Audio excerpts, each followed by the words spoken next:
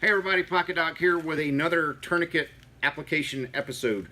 We just talked about why we put a tourniquet on, and we demonstrated putting a tourniquet on an arm. Okay, so what we're going to do now is we're going to go through it real quick, and we're going to go show you how to apply it to a leg. Now, when I put it on my arm, I can just loop it over my arm if it's already staged, like I have mine staged here, and I can pull it like that, right? Well, on the leg, may not be that simple because there could be amputation, there could be bone tissue sticking out, a partial amputation, fractures, anything like that. So what we're gonna have to do with this combat application tourniquet, this is a Gen 7 cat from North American Rescue, which we sell on our site. Now this is a training tourniquet, and I will advocate that with a training tourniquet, you want to have a dedicated training tourniquet versus using your real world tourniquet, because you can actually decrease your tensile strength of your real world tourniquet. So get a trainer and train with it. That's what they're made for.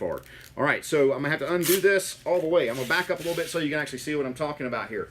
When I get it on my thigh, again, hasty versus deliberate application. We're going with a hasty application, high and tight. Remember, that military haircut's called high and tight. I want it as high up on my extremity as I can. If I can't visualize the bleeding, where the source of bleeding is coming from. Now, a deliberate tourniquet, if I can visualize where the source of bleeding is coming from, sure, I can go 4 inches above that injury or that damaged area and get the tourniquet applied. But however, we teach hasty tourniquets and then let the medics or whoever else come in to put on a deliberate tourniquet. So our main concern is getting all the bleeding stopped right then, no questions asked. So what I'm gonna do, go around this tourniquet, go around my leg with this tourniquet, run the strap through the buckle.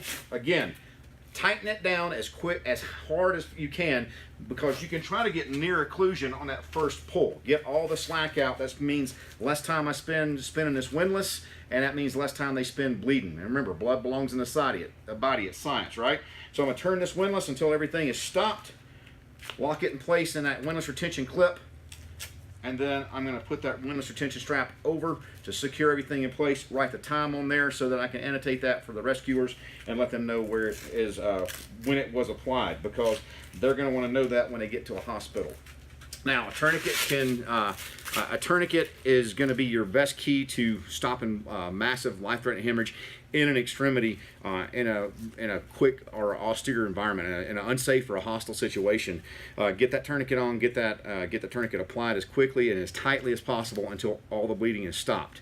It is going to be painful. Another thing to consider with legs as well is, some guys have these big, I lift things up and puts them down legs, and one tourniquet ain't going to cut it, because tourniquets don't act just on compressive force, they act on the surface area that's being compressed as well.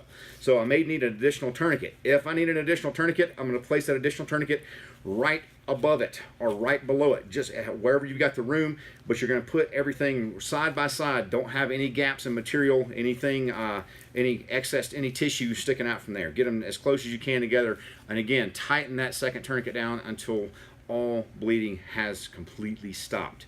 No oozing, no dripping, no running of blood. Any questions on this, shoot us an email at info@darkangelmedical.com, and remember, go get a class, get trained.